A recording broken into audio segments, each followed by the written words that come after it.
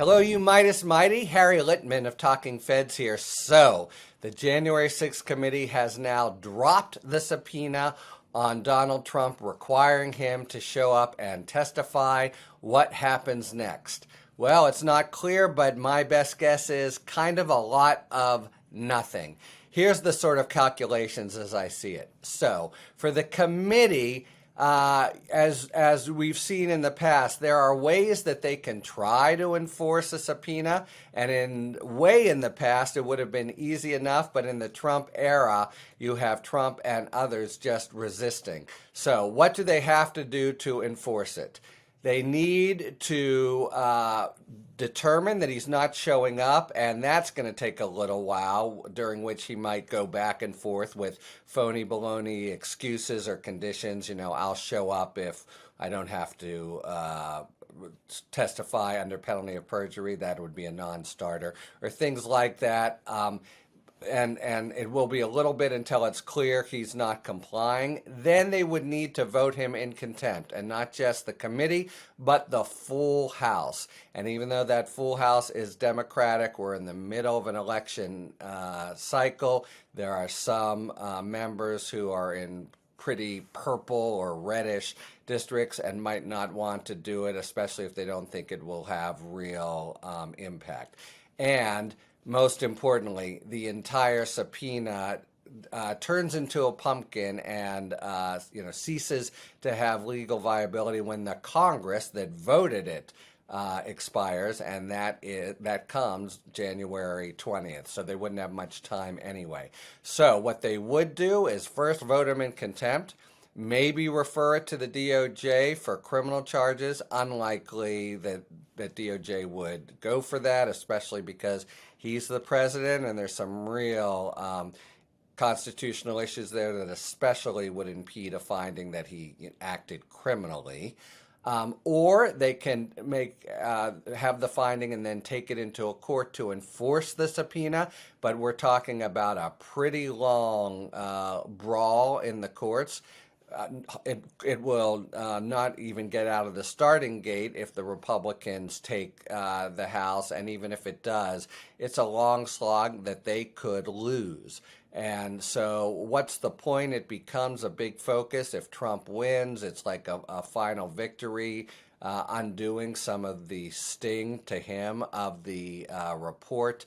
You know, they don't, I think, want to risk that when they can instead just write the report and say, we subpoenaed him and he didn't show up, and that would be to make their point, to show that he didn't cooperate. And by the way, that's not a small point. It's kind of scandalous. We've gone all these years trying to figure out what's happened, and the President of the United States, the central figure and the person tasked with constitutional responsibility to take care that laws are executed, has never given his version under oath of what happened.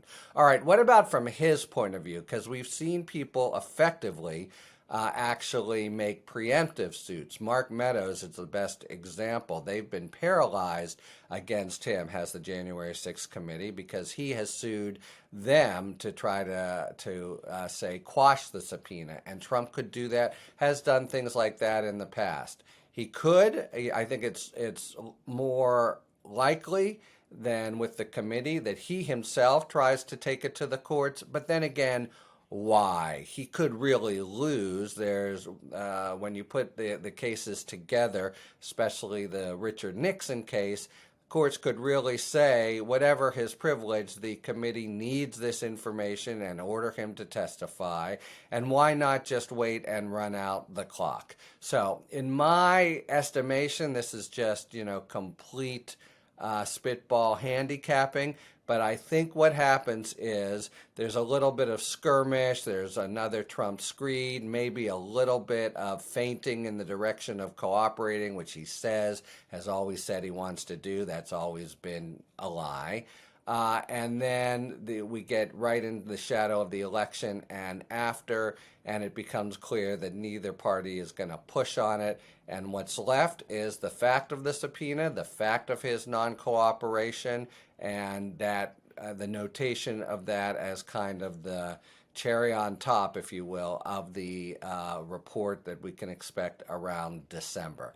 So Midas Mighty, that's my overall take. Could be completely wrong, but it's on record, and so you can judge it as the days and weeks now tick off.